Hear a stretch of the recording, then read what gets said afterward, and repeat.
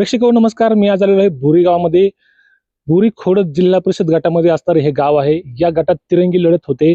घड्याळ असल, रिक्षा आणि धनुष्यबाण तिरंगी लढत या जिल्हा परिषद गटामध्ये होते. या गटातल्या बोरी गावातल्या महिलांशी आपण काही बातचीत करणार आहोत. काही महिला माझ्यासोबत जोडल्या गेलेल्या आहेत.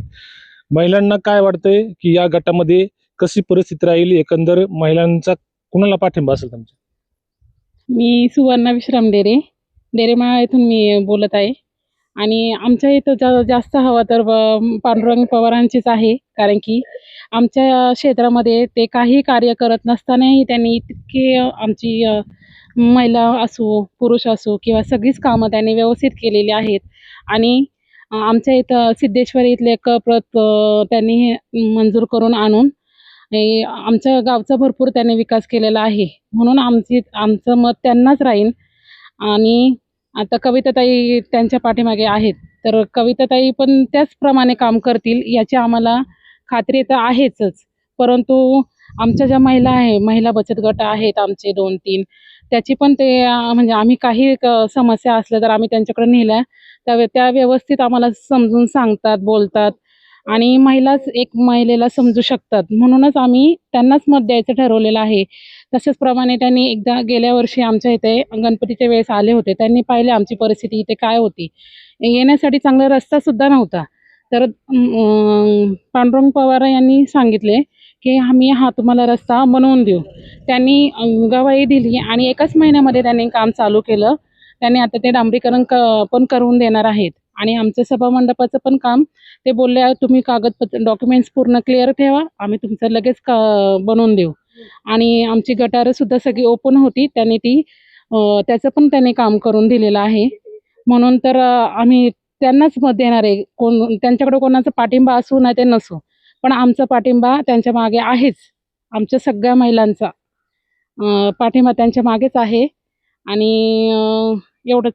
उमेदवार म्हणून म्हणजे कसं का त्या महिला उमेदवार आहेत आणि महिलांच्या समस्या महिलाच चांगल्या ओळखू शकतात. म्हणून तर आम्ही त्यांनाच पाठिंबा देणार आहे.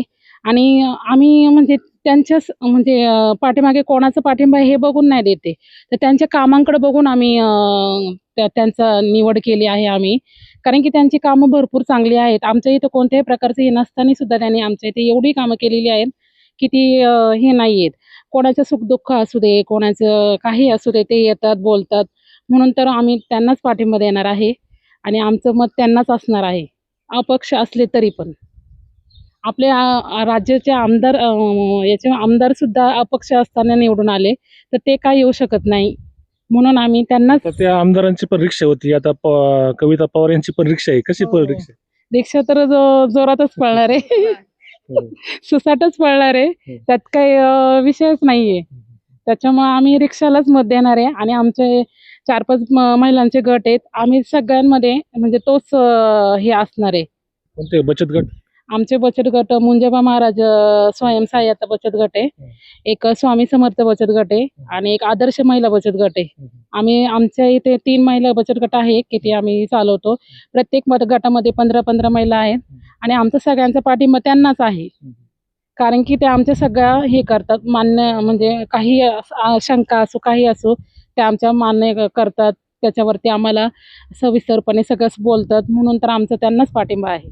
म्हणून आमचं मत रिक्षालाच देणार आहे. आणि रिक्षा ही झेडपीमध्ये सुसाटाने पळणार आहे. एवढंच बोलायचं आहे मला. अजून काही महिला इथं आहेत, आपण त्यांच्याशी बातचीत करतोय. काय एकंदर काय वातावरण तुमच्या गावचं, कशी परिस्थिती राहील? अपक्षाचं जास्त म्हणजे जरी तिकीट नाही दिलं पक्षातनं तरी अपक्षाला निवडून देतो आम्ही, असं आमचं पहिल्यापासून टार्गेट असतं.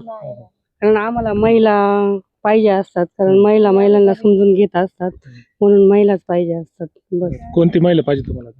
आता कविता पवार म्हणूनच आम्ही निवडून देणार आहे. कारण त्या आमच्या काही ऍक्च्युली मागण्या मान्य करतात. आम्ही फोन वगैरे करतो त्यांना, तर ते आम्हाला बोलतात हो तुमची कामं आम्ही करून देणार, म्हणून आम्ही त्यांनाच निवडून देणार. काय गावात तुमचे विकास कामं कोणते बाकी आहेत किंवा काय कामं झाले पाहिजे? विकास कामं आमची भरपूर बाकी आहेत, पण आता विकास कामं बघू, निवडून आल्यानंतर घेऊ आम्ही त्यांच्याकडून.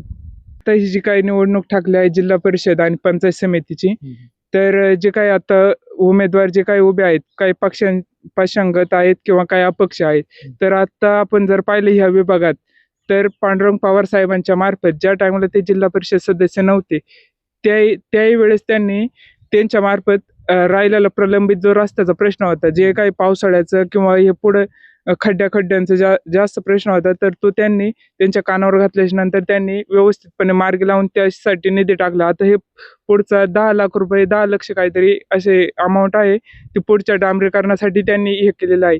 तर आता आम्ही उमेदवाराकडे कसं पाहतो, तर त्यांनाच का मतदान करायचं, तर त्या उच्च शिक्षित आहेत, एकतर महिला आहे, उच्च शिक्षित आहे, त्यांना माहिती आहे जिल्हा परिषदेची कामं काय किंवा काय. आता काही उमेदवार असे आहेत त्यांना फक्त बळच उभं केलेलं आहे पक्षाने, त्यांना बाकीचं काय घेणं देणं नाही किंवा काय, त्यांना फक्त तिकीट भेटलंय त्यांनी उभं राहिले, त्यांना जिल्हा परिषदेची कामं काय किंवा काय याच्याशी काही संबंध नाही.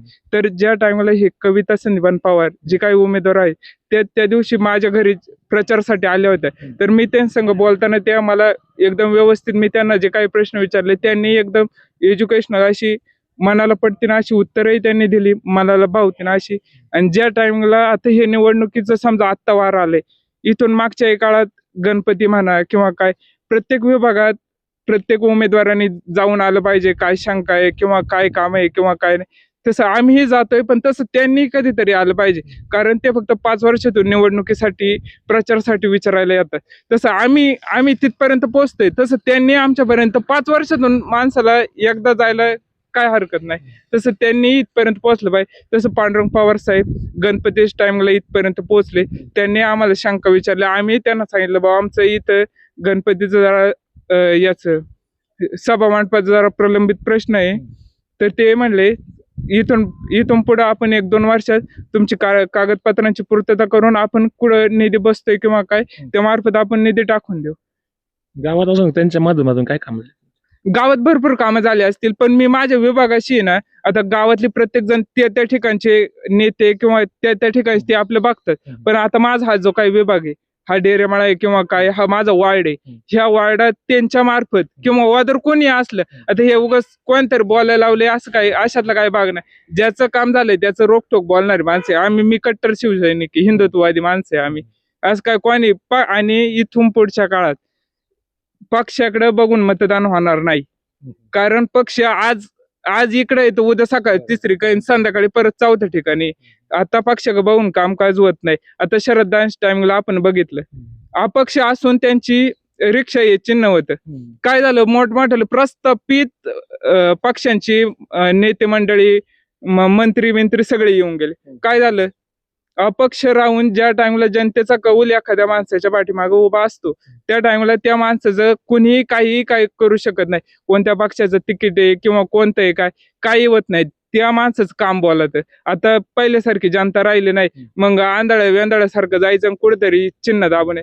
आता घरचे माणसं चांगले एज्युकेशनल झालेले आहेत आणि घरातले सर्वच चांगले म्हणजे शिकलेले आहेत, त्याच्यामुळे प्रत्येकाला कळतंय विकास काय आहे किंवा काय आहे, ह्या महिलेचं शिक्षण काय आहे किंवा एखादा पुरुष आहे उमेदवार त्याचं शिक्षण, हे प्रत्येकाला कळतंय. आणि त्यांचं म्हणजे प्रत्यक्ष त्यांचा आपला संपर्क आला नाही. पवार साहेबांच्या मार्फत आपलं पवार साहेबांचं किंवा बोलणं होतंय, त्या पहिल्यांदा ज्या टाइमला घरी आल्या त्या टाइमला आपल्याला एक उत्सुकता असते. आता आपण शिकलेलं आहे, काही 1-2 प्रश्न त्यांना विचारले पाहिजे. माझी आई होती, ती म्हणली कशाला काय बोलते, म्हणलं 2 मिनिटं फक्त. तर उमेदवार आलाय आपल्यापाशी, अजूनपर्यंत एकही उमेदवार आलाय. तुम्ही फक्त रस्त्याला फ्लेक्स लावायचे, कुठेतरी फक्त जाहिरात करायची, कुठेतरी स्टंट करायचे, याच्यात उमेदवार किंवा याच्यात तुम्ही निवडून येऊ शकत नाही.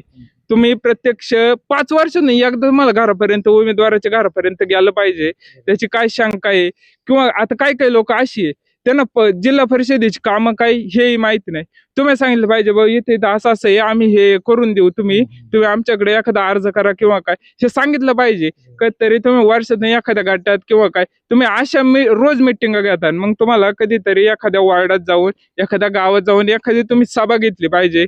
बाबा तुमचे प्रलंबित प्रश्न काय किंवा काय, त्याच्यावर कसा मार्ग निघन काय, हे कधीतरी बघितलं पाहिजे. नुसतं काहीतरी एखाद्या पक्षाचं चिन्ह घ्यायचं, एखादं काहीतरी घ्यायचं आणि तेवढंच घेऊन पळायचं. आणि एवढं आता हे 8-15 दिवसांनी ना हे सगळे शांत होणार. हे आता यायला सगळे अजून तर कोणीच आलेलं नाही, फक्त कविता संदीपान पवार एवढंच माझ्या घरापर्यंत उमेदवार पोचलेले. आता मी 4-5 दिवस घरीचे, एवढा एकच उमेदवार. बाकी लोक मोटरसायकल घेऊन येतात, पॅम्पलेट. आता पॅम्पलेटांचं करायचं काय, त्या तुम्ही 5 वर्षातून येत आहे. तुमच्या प्रती आमच्या मनात विश्वास तयार झाला पाहिजे ना, बाबा उमेदवार इथपर्यंत येतोय, हा काहीतरी करेल. तुम्ही नुसतं काहीतरी पब्लिक स्टंट मोटरसायकल ना पेट्रोल टाकायचं आणि इकडून फिरण तिकडून, याचा उपयोग नाही. तुम्ही प्रत्यक्ष तळागाळात पोहोचलं पाहिजे. आता बरं हा लय मोठं हे नाही किंवा काय, तुम्ही आत्ताही फिरायची गरज नाही, पण तुम्ही 5 वर्षात ज्या टाइमला आपल्याला एखादा कौल भेटतो किंवा निवडून आपण ज्या एखाद्या जागेवरती जातो, तर त्या ठिकाणी गेल्याच्या नंतर आपण 5 वर्षात कमीत कमी एखाद्या सणवाराला किंवा काय एखाद्या दुःखद ठिकाणी आपण गेलं पाहिजे, किंवा ओदर पण काय काम आहे प्रलंबित किंवा काय हेही बघितलं पाहिजे.